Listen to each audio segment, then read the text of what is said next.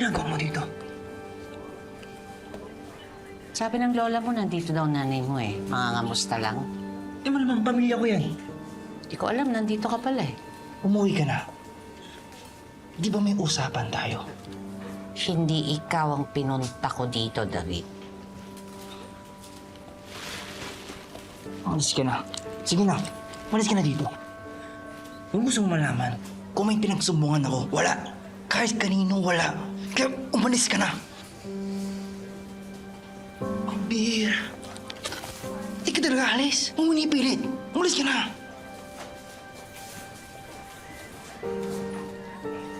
David? Mare! Ben? Sabi ni Tinding nga, nandito ka. At nagpunta ako na palengke. Naku, nagkagulo dun eh. Muntik na akong hold upin. Ha? Sinagip ako ng nanay mo. Pinigilan niya eh. Kamusta si Tendeng? Okay ba siya? Medyo masakit ang katawan. Pero sabi niya, okay daw siya. Kaya nga sinamahan ko na umuwi para makapagpahinga. Tinanong ko kung nasan ka. Sabi nga, nandito ka. Tama-tama, ito yung daan ko pa uwi eh. Nagdaan na ako para dito, prutas. Nag-abala ka pa. Salamat. Wala yun. Pero tama-tama para makilala mo na rin yung girlfriend ni David. Ang anak ko nakilala Oo, mo na, di ba? sa bahay. David, anak ko, bakit? Tama-tama, David. Makikilala ko ng girlfriend mo. Halika.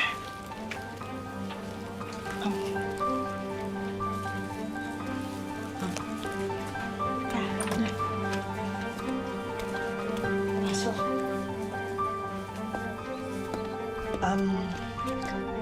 Suki ko si Ben sa palengke, si Camille, girlfriend ni David. Kamusta? Mabuti naman po.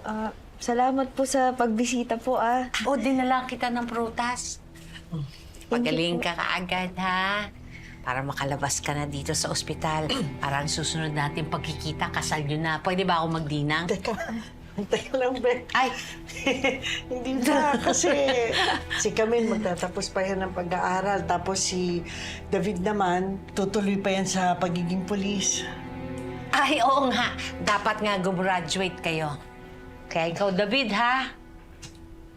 Huwag mo namang sayangin ang pinag-aaral sa iyo ng nanay at tatay mo. Mapupunta lang sa wala, di ba? Maraming magagandang bagay ang pwedeng mangyari sa buhay niyo. Kaya, David, huwag mo namang sayangin ang ibabato sa iyong oportunidad. Huwag mong palampasin.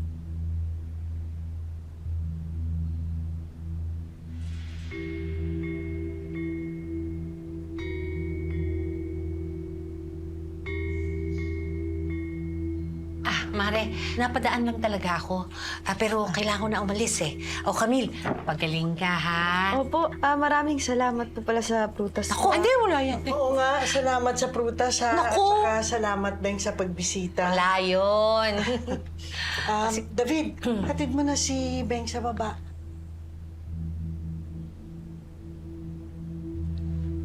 Sige, ingat ka, ha? Sila mag-ingat sa akin. Sa tandaan mo, nandito lang ako palagi sa tabi mo. Hindi kita lulubayan.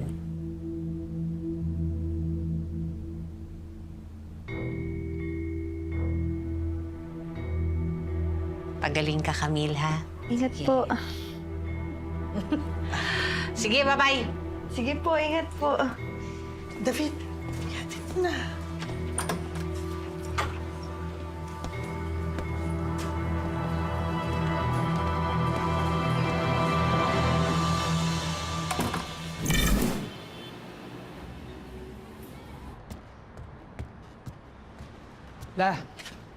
Kamusta na po pakiramdam niyo? Ayos lang ako. Hindi ko na iniinda ang sakit ko. Mabuti naman, napainom ako ng kuya mo. Ella, nakausap niyo na po ba si Kuya sa paratang sa kanya ni Rhoda? Oo, nag-usap kami kanina. Eh, ano pong sabi ni Kuya? Sabi niya, hindi naman siya ang nanloob at nanaksa kay Roda. Kaya lang siya ang napagbibintangan dahil tinutukan niya ng baril si Roda nung huli silang nagkita. Sabi ko na nga, be. Pinag-iinitan lang siya nun ni Rode. Sana naman kung nasaan man ang kuya mo, nag-iingat siya dahil baka may makakita sa kanya at makapagturo sa kanya. Malaking problema ito, lalong-lalo na kapag si Rigor ang nakakita sa kanya at malaman kung nasaan siya. Oo nga po eh.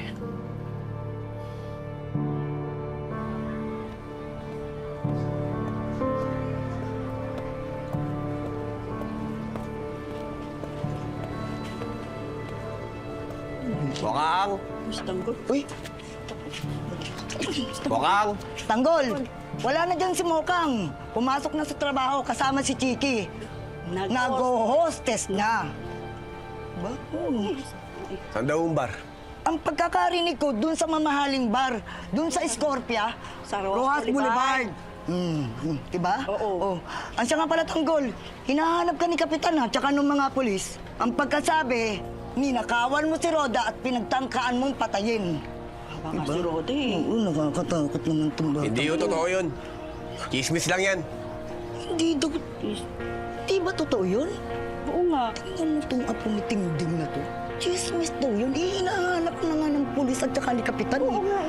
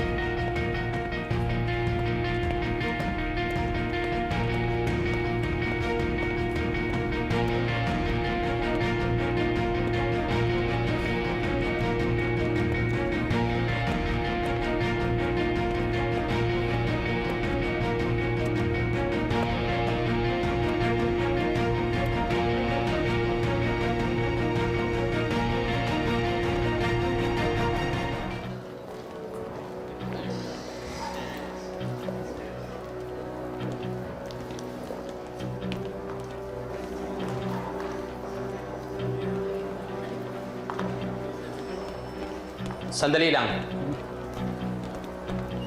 I'm Attorney Legaspi at ako ang hawak sa kaso ni Mr. Cheng at ng mga grupo niya. I'm here para i-facilitate ang transfer ng mga client ko. Okay, attorney.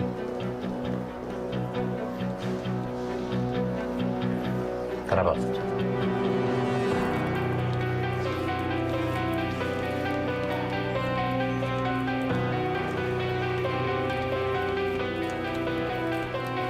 How do you plead? Not guilty. Not guilty. Not guilty. Not guilty. Along with their plea, we have submitted all the necessary documents and evidences to prove that my clients are not guilty of this crime. Your Honor, I believe what we have presented is sufficient for posting bail.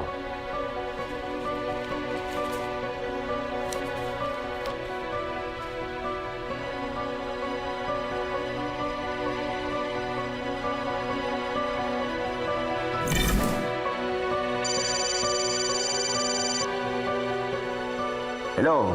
Hello, General. May problema po tayo. Ano yun? Red Phoenix Group, pinalaya.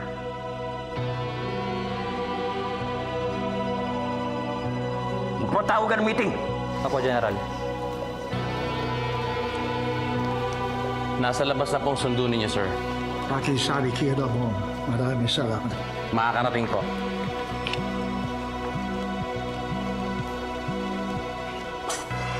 Hello? Sir Ramon, nakalaya na po si Angkong at nakapagpiyansa na rin po sila. Sige po.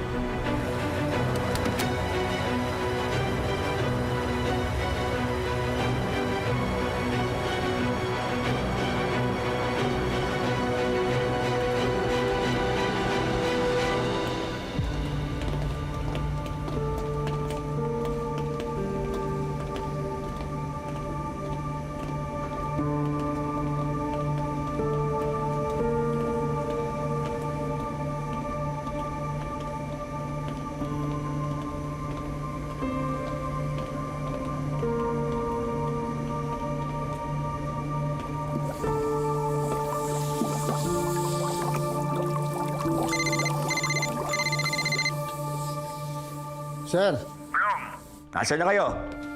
andito kami sa Budolga. Tutukan nyo yan.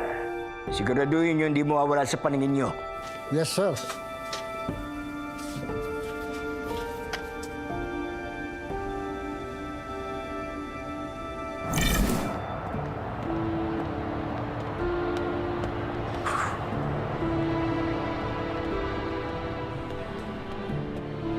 Oh, parang Rigor! Ang oras ka na natapos kagabi. Gabing-gabi na nga eh. May kumusta naman yung investigasyon mo? Hindi ko makita sa files yung mga humarang sa atin. Kung mag-alala pare, pasasaan ba't madadali din natin yan? Sana nga. Tara. Tara. Ako na. Uy, ayusin ko pa nga itong mga files na. Ang daming reklamo eh.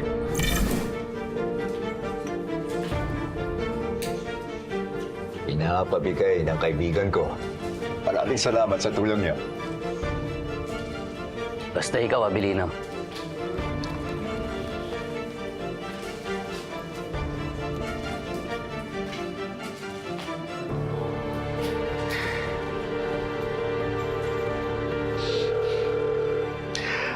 Ariglado na lahat, Ramon. Salamat, General. Padadala ko na lang yung para doon sa tulong mo. Saan ba yan? Oh, anak.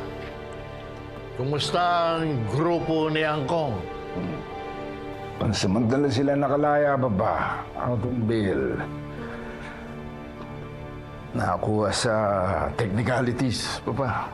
Sa paghuli sa kanila. Ginawa ng abogado natin, pinalabas na yung droga na nakuha kay Angkong, hindi sa kanila. Nabayaran na rin yung judge na humawak ng kaso, papa. Ngayon, malaki ang utang na loob sa atin ng Red Phoenix na yan. Hindi na sila makakatanggi sa lahat ng ipagagawa natin sa kanila. Pero yun, makakasama natin sila sa selebrasyon ng iyong kaarawan.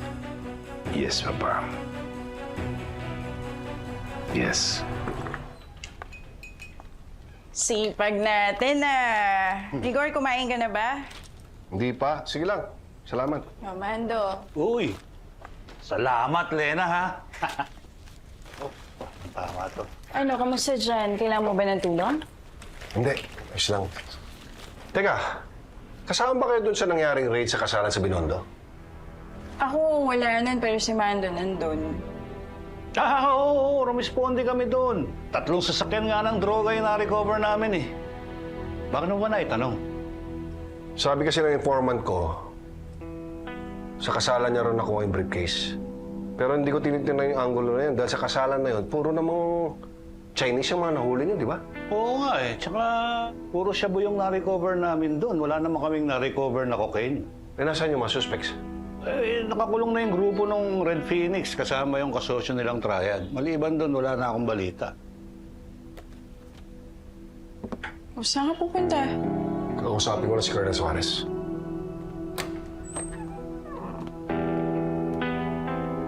Hanapin mo lahat ng file niya, na? Yes, sir. Sir. Kerion, ano kailangan mo? Sir, pwede ko bang hawakan yung kaso na nag-raid sa Binondo? Yung sa Red Phoenix Group, sir? Sinabi ko naman sa iyo eh. Hawak na yan ng mga tao ni General Pacheco. Hindi na sa atin yung kaso. Kahit sana sir, humingi lang tayo ng permiso para makipag-coordinate sa kanila. Sige, titignan ko. Pero hindi ko sinisiguro sa iyo na may bibigay ko sa iyo. Salamat, sir. Siya nga pala, di magiba.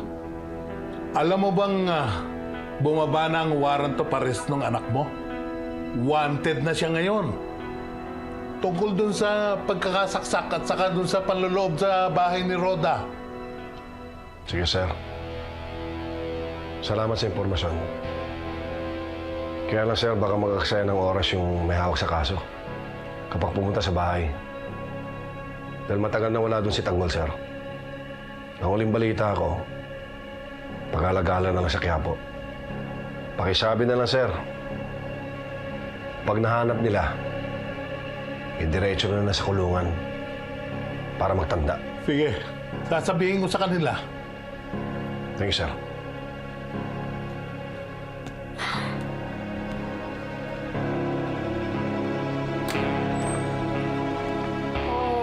Salubong na naman yung kilay mo. Ano? Hindi mo ba na-arbor kay Colonel Suarez yung kaso ng Red Phoenix? Wala. Hawak na ng mga tao ni General Pacheco ang kaso. Malabo na makuha yun. Kaya pala mainit ulo mo. Hindi naman dahil doon eh. Dahil na naman sa tanggol na yan. Wanted na siya dahil sa pananaksak panloob niya kay Rhoda. Mag-almusal ka na kaya muna. Ito, habang mainit pa, oh. Sige na. Puro problema at kahiyan na ang dala ng tanggol na yan. Hindi niya na naisip mga tao na sa paligid niya basta makagawa lang ng kalokohan eh. Rigor. Ginawa mo naman lahat na makakaya mo bilang magulang sa kanya, di ba? Hindi mo naman siya kinukonsinti. Ngayon, kung makulong siya, panindigan niya yun. Tanda na siya. Desisyon niya yan.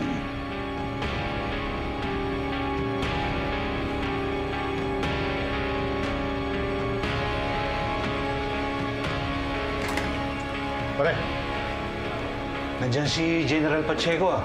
Kausapin mo na para dun sa turnover ng droga na sinuko mo.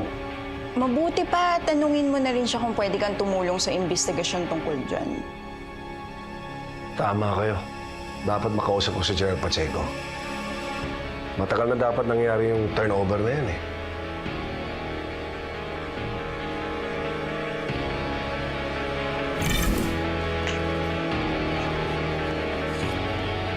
Ito na!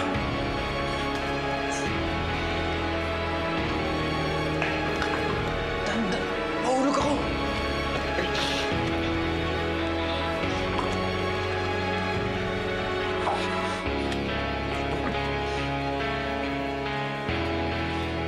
Mabuti hindi mo panilaglag sa nanay mo. Hindi kita may lalaglag. Lalo na may kasuntuan tayo. Magaling.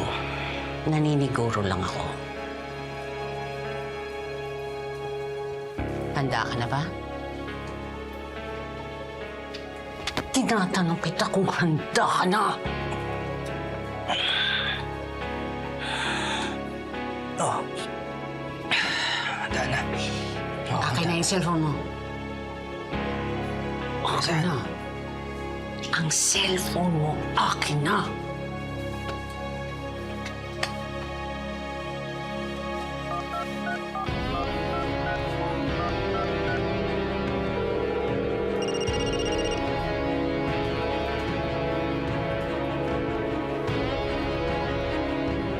Tatawagan kita, sasabihin ko sa'yo kung kailan. Nagkakaintindihan ba tayo? Nagkakaintindihan. Oo na.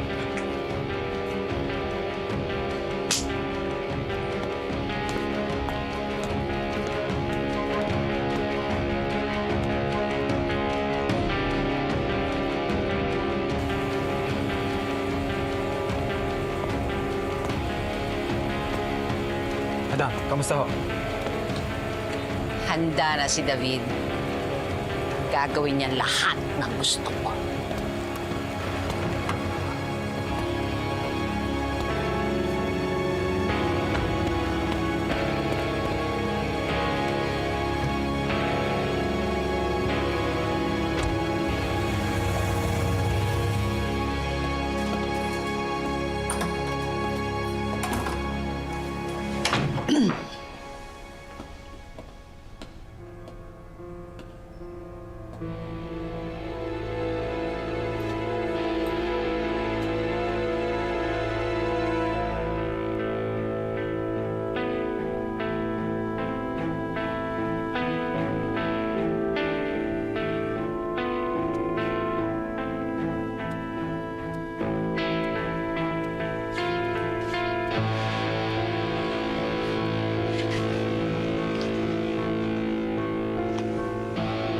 Anak, pasensya na ha. Kahit kailan naman hindi kita kinumpara sa kuya tanggol mo. Ang sa akin lang naman, gusto lang naman kitang paalalahanan na huwag mong pabayaan yung pag-aaral mo habang nagtatrabaho ka. O naman na yan lang ang gusto ng tatay mo eh. Yung mapagpatuloy mo yung pangarap niya para sa'yo.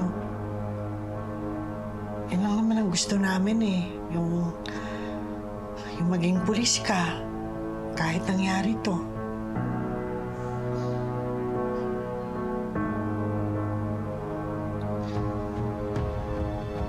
Makapagtapos ako. Magiging pulis ako. Magiging maganda yung buhay ko. Eh di mabuti. Yun lang ang mapapamana namin sa'yo, di ba? Yung makapag... Paano mo nakilala yung bag na yan?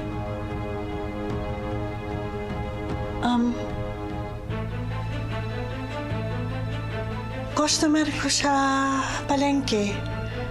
Tapos, yung unang punta niya, yun. Ang dami-dami niyang nasarenong kinuha. Kaya yun, naging suki ko na siya. Tagaanan ko na ng loob. Parang madali kasi siyang lapitan. Tapos, parang laging andyan. Bakit? Wala.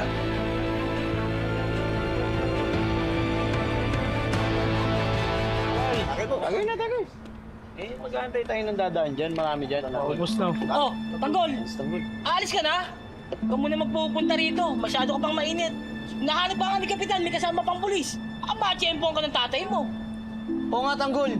Ikaw din ang suspect ng pananaksak kay Roda. Hindi totoo yun. Pinagbibintangan lang nila ako. O basta mag-iingat ka. Sibat na mainit ka dito. Dagdag nyo na dyan. Salamat, Tanggol. Tanggol, si David.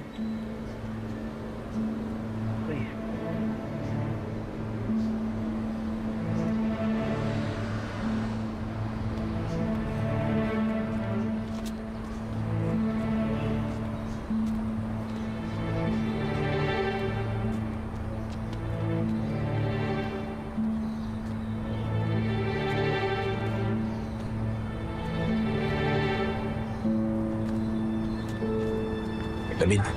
Kapal na mukha mo. Nagpakita pa dito? Ha? Naglagawa mo dito? Saka kumukuha ng lakas ng loob na para magpakita pa dito. Hindi ka pa talaga titigil? Hanggat di ka nakukulong? Sana matsyempohan nila tatay. Para makita mo kung ano mangyari sa'yo. David. Dalito pa rin ba sa akin? Dahil dyan sa nagawa ko sa'yo. David, sanang patawad mo na ako. Hindi ko naman sinasadya yun. Nadala lang ako ng bugso ng damdamin ko. Patawarin mo sana ako. Hmm? Patawarin? Hindi ko makakalimutan yung ginawa mo sa akin.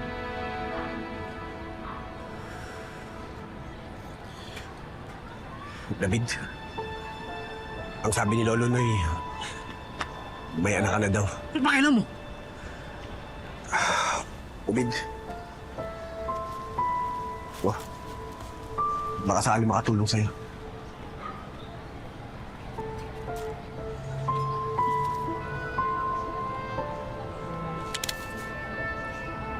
Ano ka, Pulube? Hindi ko kailangan ng pera mo. Ha? Dahil galing sa kawalang yaan yan. Ano, dadami mo pa ako? Ha? Ano, Tanggol? Napakaswerte mo. Pero ang swerte mo na yan, ako ang kukuha.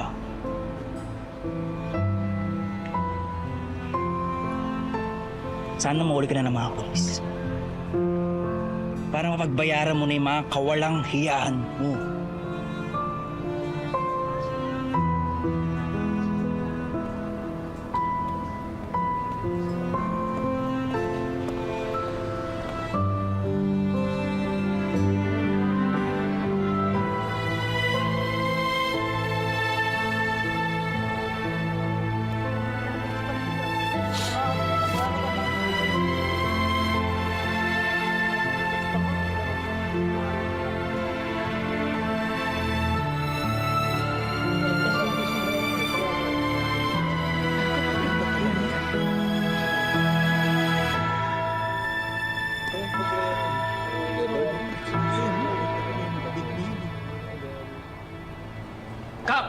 ano yun? Nahanap niyo si Tanggol, di ba? Oo. Nandun! Habulin niyo! Asan?